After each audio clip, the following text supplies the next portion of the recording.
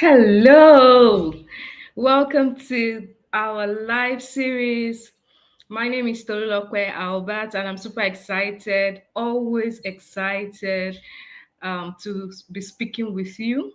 And it's something that burns in my bone, right? So I want to appreciate you for joining, for watching at a later time. Good morning, good evening, good afternoon from wherever you're watching from.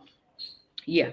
So, welcome to today's live once again. And today we are going to be exploring a deeply transformative process in every child, right? It concerns their development, and it is a shift from obedience, that is doing what they are told to do, to what I call self discipline, right? Today, we are going to be looking at how we can move a child from just mere obedience into self awareness and self discipline, which is more important than just obedience, right? So, choosing what's right, choosing what is right, even when no one is watching, is self discipline. And this shift is central to the Montessori philosophy, which believes that discipline is not imposed from outside, but cultivated from within the child. It is not something that is imposed from outside, it is something that is cultivated from within the child. Now, a child is not a zombie. A child has come to adapt.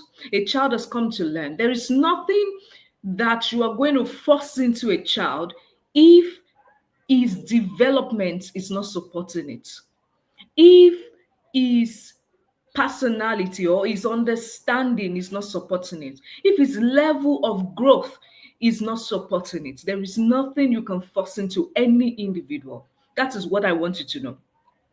So, that being said, you have to understand that um, obedience is something that a child grows into. So, it's work it works together with the child's development, right? So, until a child is developed or has developed to a certain extent, you cannot expect full obedience. So let me tell you something. If you can understand this secret, you can work with every child that you ever meet, right? So let me give you a scenario. Can you recall a time when you obeyed someone out of fear or pressure? Every one of us, especially if you are in Africa, you would have had one reason or the other to do that. Or at a different time when you chose to do the right thing, even when no one is watching, right? Which is always the best. This simple reflection helps highlight the emotional difference between obedience and self discipline. So let's come to understand deeply these two concepts, obedience and self discipline. Now, note this: obedience is externally driven. So it's really not our goal when it comes to relating, connecting, working with a child. Disobedient, when we talk about obedience, is what helps the child comply to avoid punishment, to gain approval, or to follow rules. And that is what many schools are after. I just want my child to follow this rule. Or many parents thereabout are after. They want their children to follow the rules. They want everything to just be done. But you know that you are not just creating your own person. This child is not your child. You are just here as a parent or as a teacher to support the growth of the greatness waiting to happen in the future. So if you don't cultivate the right skills into them and all you want to do is just for them to obey you, give you what you want at the now, so you want to like a chicken prepared for Christmas, you keep giving them corn, you keep giving them food, and then when they grow fat, you want to kill them. You keep forcing a child, you want them to meet your own target. I'm telling you, You are not developing a child who is emotionally stable, mature, and balanced. So, obedience is not our goal because we are not forcing a child here. It can be distant but may not be sustainable or meaningful, right? Why, on the other hand, self discipline is an internal compass, right? The child acts rightly by um, by choice, not by force. So it's something that emerges over time as the child matures physically, emotionally, and intellectually. Now, let me tell you something. Discipline must come through liberty. If you want to develop a disciplined child, you have to understand that he is a human being who has will, who has the ability to choose, who is not a zombie or a robot. A human being that you know as it grows up is going to make decisions. It's going to be in a situation where pressure is going to happen. So you have to understand that it should start early. And the best way you can get discipline is through liberty. And guess what? We don't consider an individual discipline only when he has been rendered artificially silent or mute, as immovable as a paralytic. That's what Maria Montessori said. It's not about making a child sit down from morning to night. Yeah, yesterday I was at the school and these children were all over the place. I was able to, we played, we had fun, we learned alongside. And these are 2 year old, almost 3 year olds. And then the teacher was like, oh, I would like them to be more quiet. They would just sit down all day. And I'm like, gosh, if you don't imbue, I mean, if you don't give these children choice, there can't be real discipline. If you don't allow these children to be themselves and know their limits, you cannot build discipline, because everything they would believe is that when you are not there to force them to do something, then they cannot do it. They don't see the capacity to do it because you've not made them to know that they can do it. So, an individual that is just being alienated is not disciplined, is just, maybe we can say, obedient. Or, for example, let's give an example of a 4 year old who will put away his shoes or put away his things when, or as a teacher, in your Montessori classroom, because I believe I'm speaking with teachers, with parents, both conventional schools and Montessori schools, right? A child, for example, in a Montessori school will put away a pink towel only when the teacher is watching, or over time he has seen that this is what is being done in my classroom and I cannot just leave it here. It's not looking nice, because that is the experience I have been going through over time, right? So there's something in Montessori classroom that we do. We don't force discipline, we inculcate it. We make sure that as the child is experiencing it, he incarnates it within himself and it becomes his person. So it's not something that we force. Like I said, discipline comes through liberty. But his abilities, capacity for obedience is not sustainable because he is not yet developed to for full obedience. Whereas you see a 6 year old child quietly returning his materials, doing things as it should be done without being told. That's for a child who has been guided, who has experienced freedom within limits. That's when he can do it, because we have 6 year old who just finish using the toilet, stand up, eat their food, leave the plates there and get up, because over time nobody is putting any form of discipline, any form of limit, right? So we can't say that of children who have not gone through experiences that helps them to understand the various skills they need to learn, help them to understand how to react when situations arise. You don't expect full disobedience from them. But there's something beautiful that we do in the Montessori classroom. We start with which we call practical life activities that helps to instill discipline, that helps to build concentration, grace and courtesy that help the child to be emotionally mature, know how to react, handle situations, by modeling those activities to them and by making sure we as teachers are good models. So these children get to understand that, oh, this is how to act when my friend takes my toy. This is how to greet when I see people. This is how to react when someone just hurts me. I make a report because over the time he's aware of what to do. So we can't compare children who nobody teaches. Okay, I would use the closest example was the school I visited yesterday as well. The children finish eating and everybody just leaves the classroom was messed up and I was fucking angry. Let me just not use that word so that YouTube. I was so angry. I was super angry. I was like, not angry per se, not showing it to them, but within me, I felt something better could be done. And why I can't be angry as well is because even the teachers didn't know what to do, right? And immediately I got them informed that if you want to build a responsible child, you have to show them what to do. It's not slavery, it's responsibility. You don't expect a child to just grow. You don't expect a child to just grow into some of these skills. You have to show them and train them on what to do, right? So these are things that we do in the Montessori classroom. But before we now dive into how we can move from obedience to discipline, I want to tell you something, that there are three stages of obedience that Maria Montessori outlined for, which we call the three developmental stages of obedience. So I would start by saying we have the first one, which is a stage of no obedience. A stage of what I call no. You don't expect obedience from a 0 to around 2 plus 3 year old.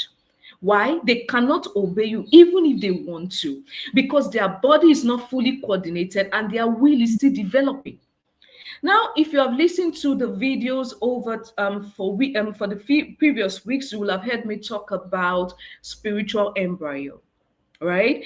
A child is a spiritual embryo once it comes to the world and is trying to develop his personality, is trying to develop his will, is trying to develop his ability to make decisions. He's trying to develop his intelligence. So at this point, they cannot obey you. There are still so many impressions all coming, pushing themselves at them. So the capacity is not yet there for them to obey. And that is why a toddler will throw blocks. Just eat during eat you during a tantrum. It's not because they don't want to obey you. They just react out of reflex, not because they don't want to obey you, but because they don't have the capacity to obey. And that is why you see those children, you just corrected them on something, they are back on that thing. So the best thing for you to help those children with is to keep them. You have to enforce the limits. You have to enforce the discipline, not by beating, right? But by making this discipline very physical. For example, those things that you know that if they touch it, they are going to break it, you keep it up so they cannot get there. You keep it out of their reach. The particular area you want them to stay and you know that is safe for them, that is, you will carve out that area for them because they don't have the capacity. You have to just make it physical. Oh, the child is eating you. The next thing is for you to hold their hand, right? Hold their hand and just stop it. You just say, oh, don't touch me. They don't have the capacity to obey you. Their body, their mind, mentality, their mental capacity is not fully developed. So let's go to the second stage of obedience. I will call that the stage of partial obedience. At this stage, a child, we call it the stage of obedience with help. You see that between the ages of 3 to 5.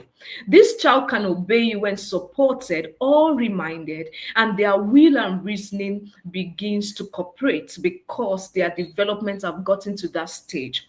Now, let me tell you something. If you cast your mind back, if you're to children, maybe you are a parent with children of this age, you will notice that what I'm saying is true.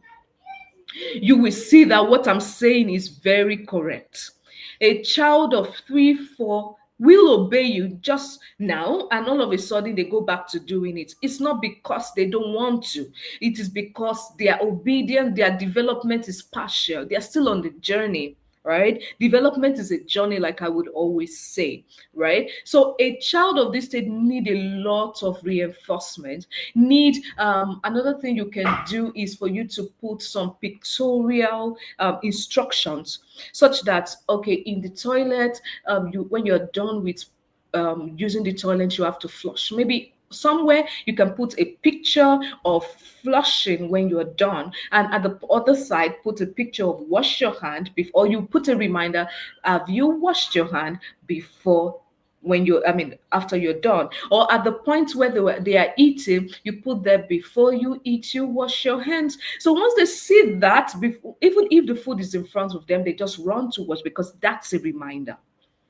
They need that reminder, right? Because their capacity is still under development, right? So this, they love a lot of repetition, role playing. Adults, I mean, role playing for them is very important. Modeling for them by the adult is very important. So you have to understand that children of this need needs a lot of prompt and reinforcement, encouragement. So if they do something that you know that they have taken efforts to obey you, you have to encourage them, right?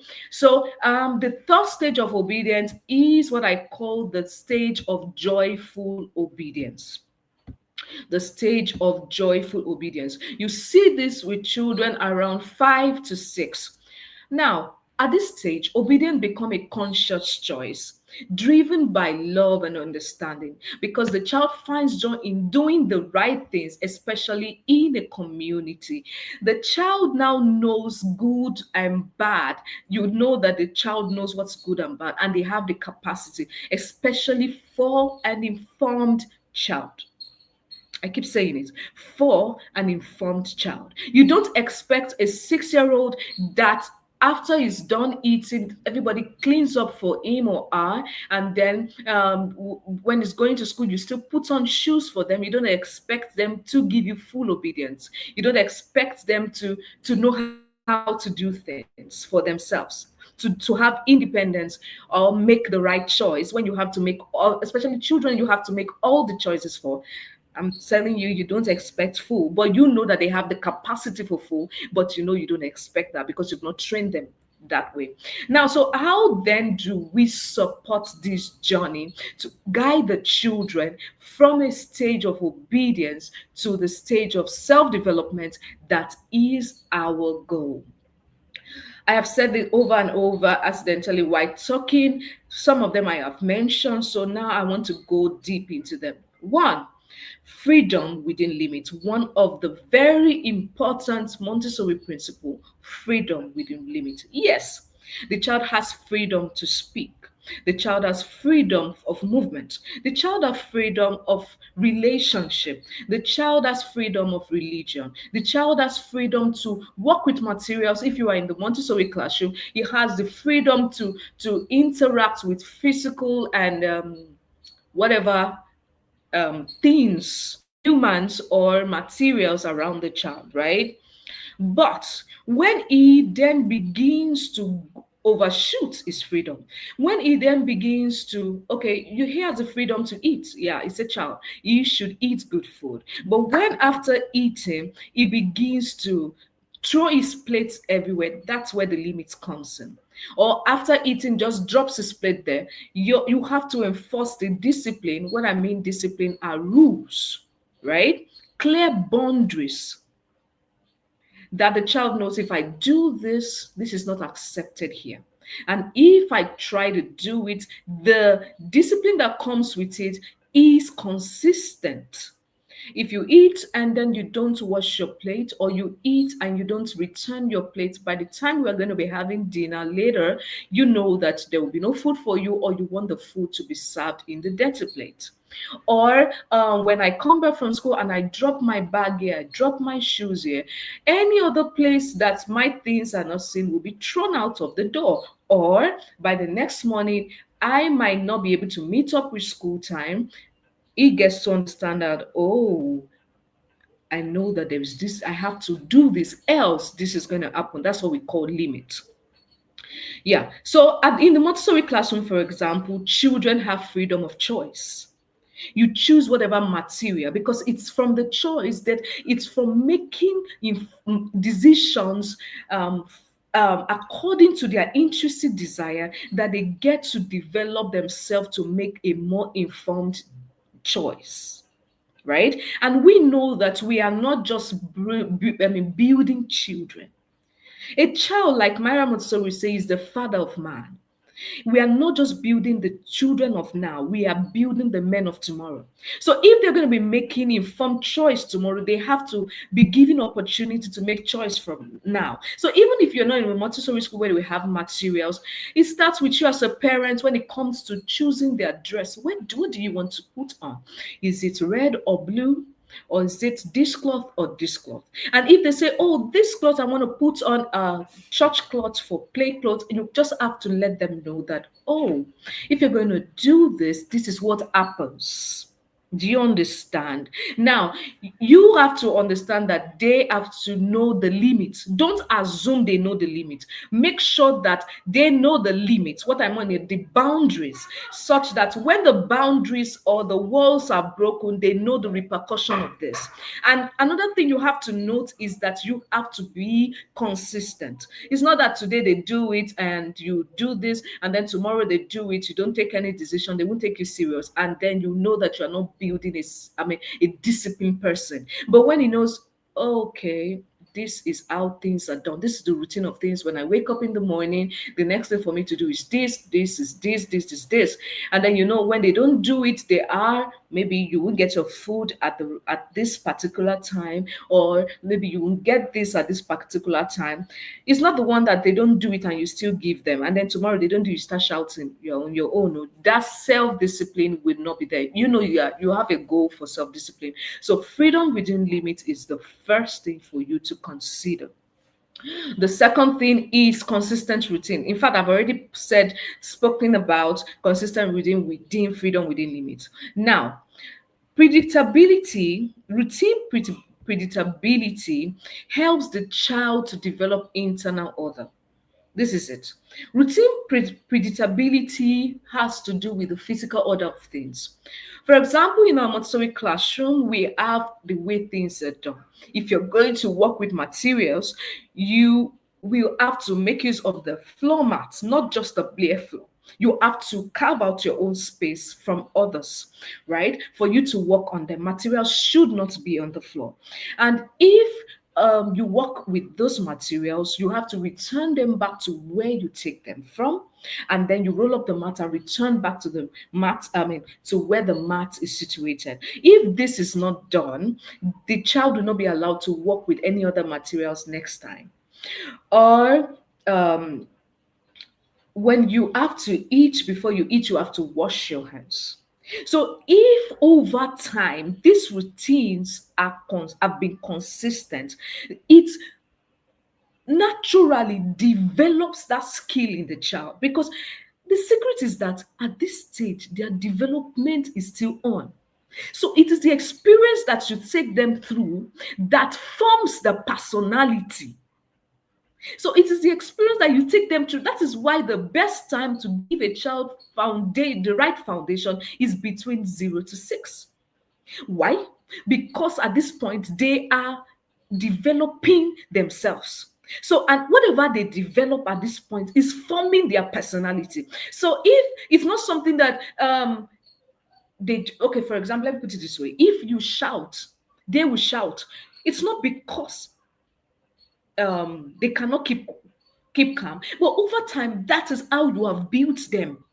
So it's difficult for them to change. Like an adage in Nigeria here would say, it's difficult for a dry fish to be bent. It will either be broken. So this is the point when you can actually bend them, because they are malleable, because they are permeable. Sorry, how would I put it? They are still tender. So you can bend them to what you want them to be. right? So your ability to do that stands or is has to do with the consistent routine, repetition of things, how things are done over time is what now develops their internal order. Children thrive when they know what to expect each day. Children thrive when you come out from your bed, you lay your bed. Else you won't be allowed to play, or you won't be allowed to come out of your room. Over time, unconsciously, they just do it. Okay, let me give an example. Some days back, I was not with my kids. I left them with daddy, and by the time when I left them, they just woke up. Over time, there is a routine about how things are done. And one of the days, I came back, and then I noticed the first thing they just bombarded me with. I did this, I did this, I did this, I did this, I did this. Next thing I asked Daddy, did you tell them to do? He said, no, I didn't tell them to do it. They just did it because that has been their routine.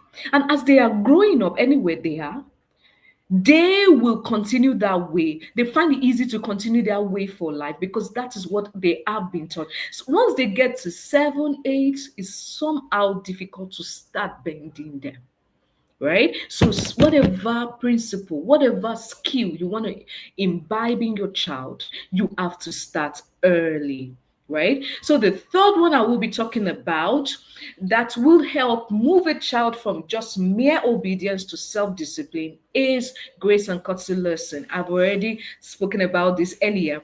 Now, this is one area or element of our Montessori practical life.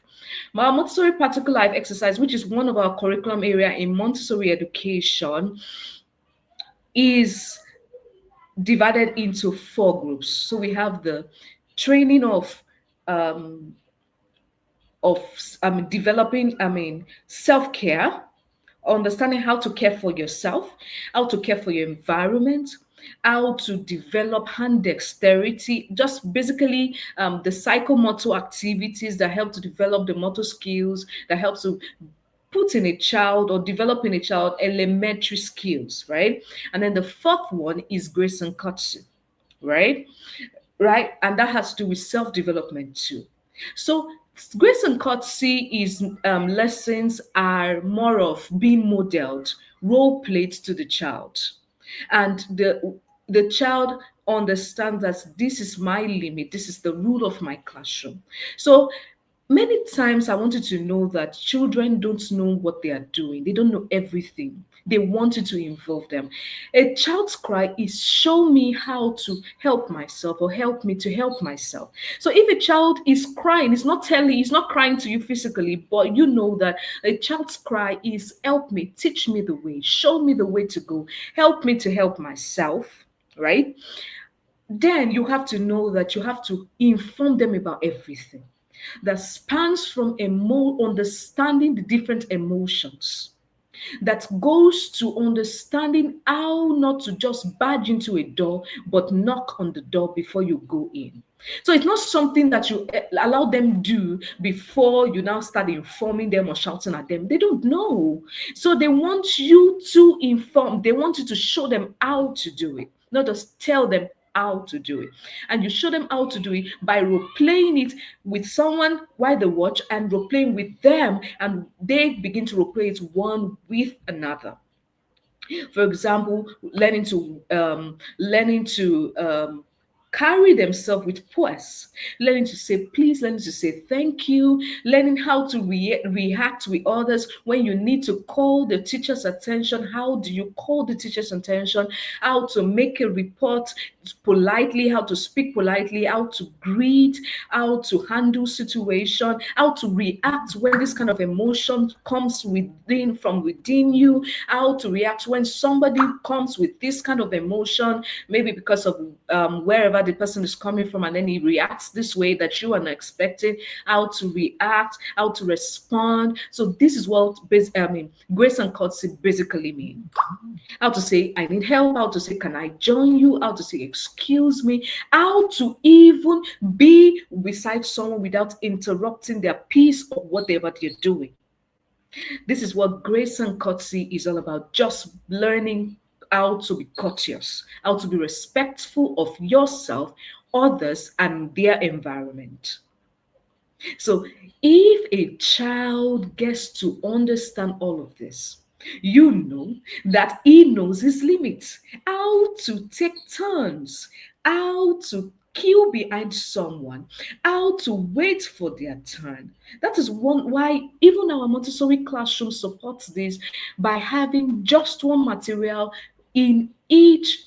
When it comes to a particular skill to be built, it has just one material for each topic, not two. Even if there are 50 in that class, just one material. So you have to be able to wait for as many people are going to use that material before you, and you have to know when to go there and not struggle with another. Do you understand that? So that is basically grace and courtesy. And if a child goes through all of this over and over and over, it becomes a part of the child. That is what we call self discipline. Let's go to the fourth one, and I will call that natural consequences. Yeah, a child finishes his food or a food and drops his plate there, stands up and walk away. And the next thing a parent would do naturally is to shout, especially if you're in Africa here. And or you've been doing that over and over and you've been saying it over and over, there's nothing that is happening, and then you start shouting. Pause and wait. Let there be a natural consequence. If you don't take your plate up and take it there, that same place will be dirty and will be smelling. If you don't want the place to be smelling, then you take it away. Or you have to wash your plate. Else, when we are going to be having our breakfast tomorrow or our lunch or dinner later, you are not going to get your food. That is it. So when children get to understand that there are natural consequences for things without reward, without, if you don't take your place, I will not buy sweet for you. If you don't do this, I will not do this for you. I'm telling you, you will be building a self-disciplined child, which is more important than the force. Because when you are not there, or anybody is not there, or nobody's there rather, when you are not there, or no one is there to enforce that discipline that is external, you will find out that that person will just be, I wouldn't want to say useless to themselves, because there is nobody to do it. So that's why I always say many conventional schools that always make the teacher the Lord and Master, the teacher has to tell them everything. You are not going to be building a self-disciplined child, but just an obedient child. And that time limit is just for a while. After a while, they are back to themselves, right? So avoid artificial rewards and punishment. If a child spills, they learn to clean it up. If they hurt someone, they learn to make amends. Natural consequences of things, very important. If they beat their sister, they bite their sister, they are going to go to bed and they are going to say sorry, or they are going to have to be alone, because anyone that bites someone is can be said to be a dog. Human beings don't bite. So we're going to lock, they have to be alone and think about the consequence of what they have done. That's what I mean by natural consequence. You are fighting with somebody else, then they have to alienate you, because that fighting is not the attitude of a human being. So if you know that that's what you want to do, then you have to be in a confined place to think about what you're doing. That's what we mean by natural consequence. If you come back from school and you just throw your clothes anywhere, and then you need to wear that clothes tomorrow, I'm not going to wash it for you. You will wear that clothes to school dirty. Yes, that is what we call natural consequence. So when you smell to your classmates tomorrow, then you will discover that you have to wash your clothes. That is responsibility. That is self-discipline. And when they grow up with this natural consequences, they know that things have to be done. Yeah, I feel like clapping, because I know that parents and teachers listening to me will be, I mean, inculcate this and start using all of this principle in their classroom now that they understand what the child needs to move from obedience to self-discipline. Now let's go to number 5, and that is be the model the children imitate. Be the model. Now, there's one natural tendency you have to understand that is in human, and that tendency is called imitation. Children imitate adult behavior consciously and unconsciously. So even if you are acting consciously or unconsciously, they are taking it in because of they have what we call the observant mind. And they don't just take it in, like I said, they take it in easily and it forms their person. So they watch how you handle stress. They watch how you handle disappointment. They watch how you handle conflict. They watch how you handle tasks. So you have to model very consciously self-restraint. And sometimes when you goof, when you make mistake, when you shout, when you react absurd, please learn to say sorry. So that they know that sometimes we can be weak. Model respect, model joy, right? Model purposeful work.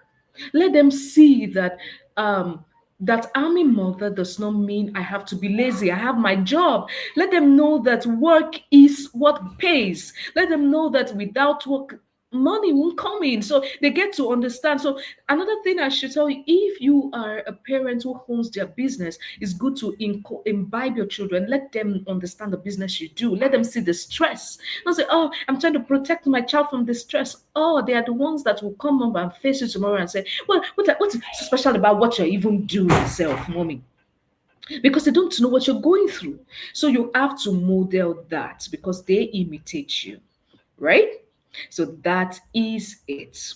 Now you have to understand this. You don't force obedience. You cannot force obedience. You cannot force obedience. You cannot force obedience by punishing. All that does is to lead the child to fear, resistance, and you get to understand that they just want to perform to gain your approval, but they are not being self-disciplined. So if you want to build a self-disciplined child, make them have natural consequence for things. Let there be freedom, but within limit. Model the right attitude over time. Let them understand the consequence of things and so on. Now, giving too much freedom too early, like I said, causes chaos. And that is why I say, for example, a child between 0 to 3, when you know that their obedience is not even there, and then you just let them undo everything, I will tell you that that is not wise. So that obedience must be enforced physically. The boundaries must be, because they don't understand all these things you are saying. They cannot even how would I process it? So you have to make the discipline very physical, right? Now, you don't expect self-control from a child of 2. You know why, right? Because they're still in the stage of no obedience. They cannot sit still. You don't expect them to sit still, and then you don't expect them to wait for their turn. They cannot. There's no capacity for obedience. So you have to either engage them with something just to keep them busy, while maybe children want to pee, everybody wants to pee at the time, nobody was going to take turn. So what are you going to do? At this stage, you know that children of this age, you have to have a lot of potties because everybody might want to pee at the same time. Nobody's going to wait for another. They don't even have the capacity. Or another child has to do this. That is why in the Montessori classroom, we pick out of choice. Even our toddlers pick out of choice, such that their choice will keep them focused because they chose it. It's something that their intrinsic master needs. So they chose it. So It's something that draws them there. And so that's why next time you're going to buy them toys that are open ended, that they are learning, toys that can keep their focus, not just the ones that just give them fantasy, buying a car that when they draw the car will move. Those ones just keep fantasy. After a while, they're going to drop it for you. But creative toys, toys that they can build a tower, toys that that can make them bring to life what they have learned, maybe from cartoons or whatever. Toys that can keep them busy, kind of create something. Those toys keep them staying there while you do other things. So just keeping them in front of the TV would not give you discipline. Yeah. So, in summary, I would say that obedience, let me put it this way. In summary, I would say obedience is a seed, self discipline is the fruit. Obedience is the seed, self discipline is the fruit. So, as a Montessori guide, if you are a Montessori guide or you are a parent, you have to water this with love, with respect, and trust the child's inner teacher. Like I would say, a child comes tabula rasa does not mean it does not have his will. And that's why we call a child a spiritual embryo. Does not mean does not have his will. Does not mean does not have his personality is trying to develop. It does not mean it does not have his wanting to make choices. Yeah, it's not a zombie, it's not a robot that you made. Yeah. So you have to trust their inner teacher. And from trusting their inner choice, you give them confidence. And that's why you see children being confident, because over time, they are choices through our trust in their inner teacher have built them to know that I am supported here, my choices are supported here, so I can face any situation that comes my way. Yeah. Maria Montessori quote says, the undisciplined child enters into discipline by working in the company of others, not by being told that he is naughty. The undisciplined child enters into discipline by working in the company of others. Everybody's the stakeholder here, not by being told that he is naughty. Right? So I want to say thank you for listening to this point. Yeah, it's been 41 minutes and you are still listening. I'm super grateful. Thank you for listening to this point. And I know you have taken today one or two things that you're going to be applying as a parent, as a Montessori guide, or as a teacher, or you working with children, a child lover, um a child tutor, if I may say, you have taken on one or two things. I want you to put them in the comment section as we speak. Those things that you have learned today and you are taking on, those things that you felt was right, and now you found out today why they are not right, and those things you have observed in your children that you know that, oh, I have to work towards this. I'm a work in progress when it comes to this. Oh, this is why my child acts this way. I want you to put them down, and I want you to also put them in writing so that you go back and revisit them and find a way that you can do things better. So if you have questions, I want you to drop questions down for me. I'm going to answer all your questions, all of them. I'm going to answer all your questions, right? Thank you so much. And I hope that you are going to apply all that you have learned here today, and you're going to support your child from today, right? Thank you so much for listening. And if you have private questions, you can reach me on 081 68 60 rather. Let me put it this way, in case you are not in Nigeria, we say you can reach me on +234 8160981596. I'll be ready to answer your questions. Thank you for listening. Thank you for staying. Thank you for watching. I'll see you in the final week. Well, but don't forget to like. Don't forget to share with other mothers that might need this information, other teachers, educators that might need this information.